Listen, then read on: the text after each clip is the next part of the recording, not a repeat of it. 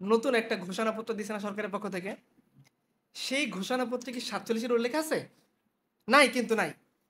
৪৭ যদি না হইতো, পূর্ববঙ্গ না হইলে কিন্তু বাংলাদেশ হইতে পারত না। তো স্বাধীন বাংলাদেশ হওয়ার যে একটা বড় ইভেন্ট হলো ৪৭, এটাকে কেন বলা হয় না? কারণ ওই ৪৭ হওয়ার ক্ষেত্রে আপনার অবদান ছিল। ভারত শব্দটা ইটসেলফ একটা প্রবলেমেটিক শব্দ। ভারত বলে কোনো দেশ, এই অখণ্ড ভারতের কথা বলে না, এই নামে কোনো দেশ কিন্তু ছিল না। ভারত কখনোই ইউনাইটেড ভাবে একত্রিত ছিল না। ইন্ডিয়া, হিন্দুস্তান বা ভারত কোনো নামেই না।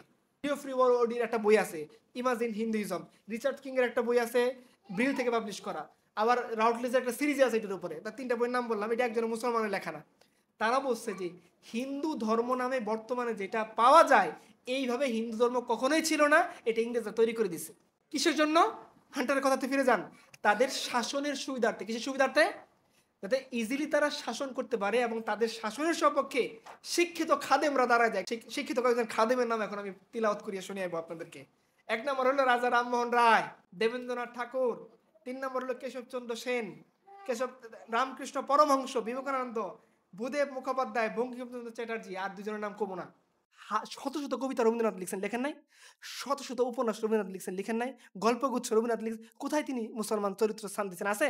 হ্যাঁ আছে। ওই যে আলোচনার মধ্যে আমি করছি, যেখানেই আছে সেখানে কি হিসেবে আছে? উৎপীড়ক হিসেবে আছে, ম্লেচ্ছ হিসেবে। তিনি যখন ইয়েদেরকে, মুঘলদেরকে পরিচয় করা দিচ্ছেন, মারাঠাদের এগেইনস্টে তিনি তাদেরকে মার কাট অত্যাচার হিসেবে পরিচয় করা দিচ্ছেন। এর বাইরে আর কিছুই না। এই জন্য গোপাল হালদারের কথা বললাম, বাংলার সংস্কৃতির রূপরেখা অনলাইনে অ্যাভেলেবল। আপনি খুঁজে মহরম পাবেন না, আপনি খুঁজে ঈদ পাবেন না, আপনি খুঁজে কুরবানি পাবেন না, আপনি খুঁজে রোজা পাবেন না। কি পাবেন?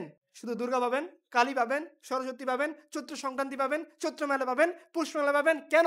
তারা বাঙালি বলতে কি মনে করতেছে? হিন্দু।